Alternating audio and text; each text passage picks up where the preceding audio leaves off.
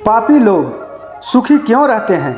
दोस्तों, अक्सर हम देखते हैं कि पाप कर्मों से जुड़े हुए लोग बहुत ठाट बाट से और बहुत सुखी रहते हैं। इस वीडियो में हम इसी के बारे में बात करेंगे। अगर आप भी जानना चाहते हैं तो वीडियो को अंत तक ज़रूर देखिएगा और एक एक शब्द पर गौर करिएगा।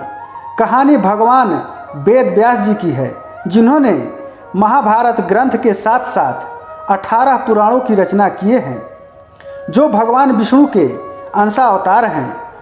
उनको भूत, भविष्य और वर्तमान समय का ज्ञान प्राप्त था। भगवान वेद व्यास ने संजय को दिव्य दृष्टि नेत्र प्रदान की थी।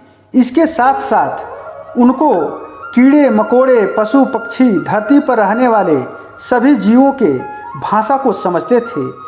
एक बार भगवान वेद व्यास कहीं जा रहे थे तो रास्ते में एक कीड़ा बहुत तेजी से भागते हुए उन्होंने देखा।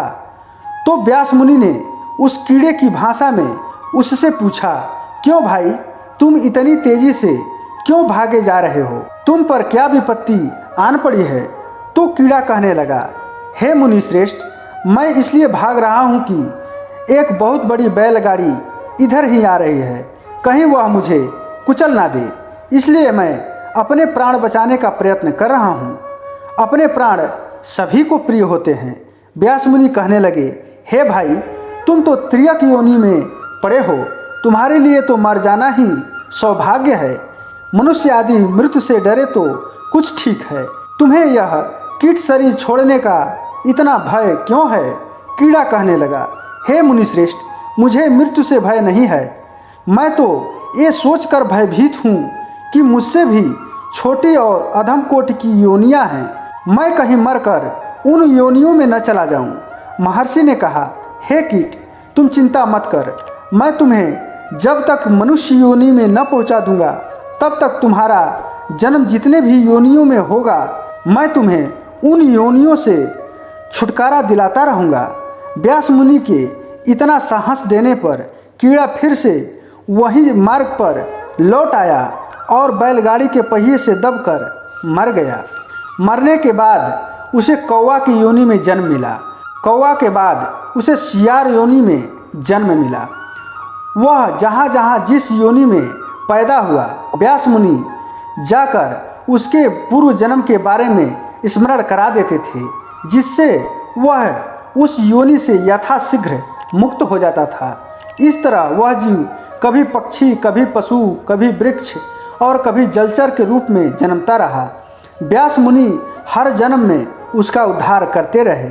इस तरह वह मनुष्य योनि में आया, तब कभी चंडाल, शूद्र, वैश्य, क्षत्रिय, फिर ब्राह्मण बना।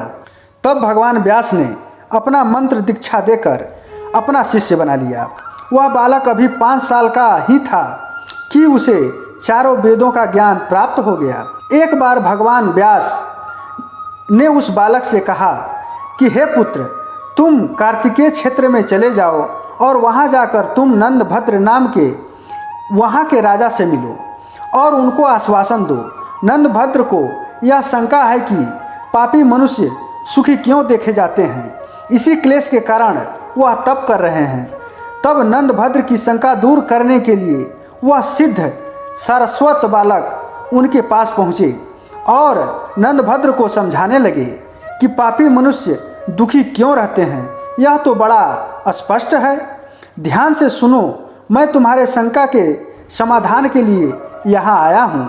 हे नंदभद्र, जो लोग अपने पिछले जन्म में तमस भाव से दान किए हैं, उनको इस जन्म में वह दान का फल प्राप्त हो रहा है, परंतु तमस भाव से जो भी धर्म, कर्म और दान किया जाता है लेकिन मन में अनुराग नहीं रहता, वैसे मनुष्य दूसरे जन्म में पाप करने के बाद भी सुखी जीवन जीते हैं। लेकिन ऐसे मनुष्य अपने पुण्य फलों को भोग कर नरक में जाते हैं, इसमें जरा सा भी संदेह नहीं है। हे नंदभद्र, इस विषय में महर्षि मार्कंडेय जी कहते हैं कि मनुष्य को सुख दुख क्यों मिलता है, इसका यह 4 कारण है। पहले प्रकार का मनुष्य, जिसके लिए इस लोक में सुख तो है परंतु पाप कर रहा है तो परलोक में कोई सुख नहीं।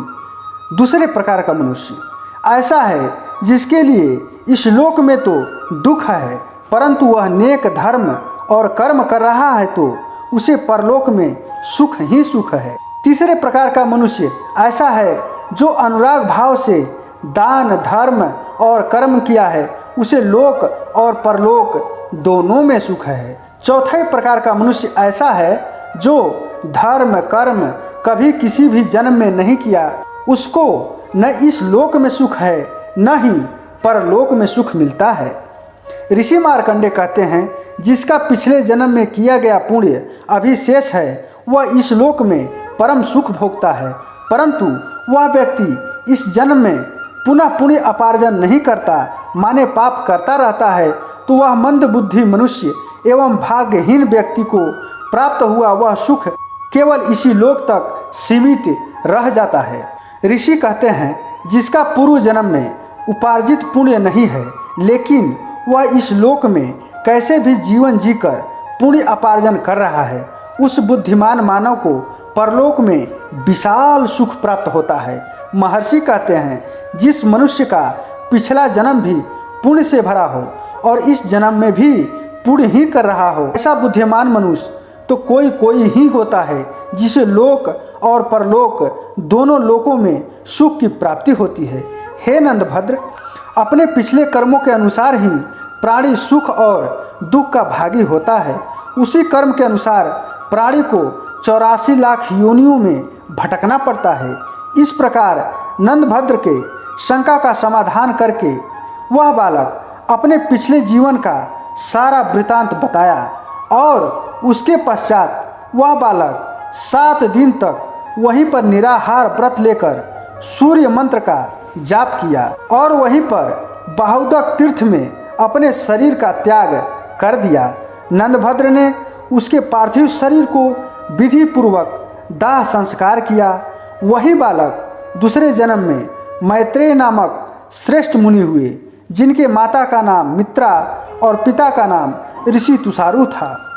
मित्रों, इस वीडियो के माध्यम से अगर आपको कुछ ज्ञान की प्राप्ति हुई हो तो इस वीडियो को अपने सगे संबंधी को शेयर जरूर करिएगा और अगर आप हमारे चैनल पर नए हैं तो इसे सब्सक्राइब जरूर कर लीजिएगा, ताकि इसी के रिलेटेड वीडियो आपके पास जाता रहे।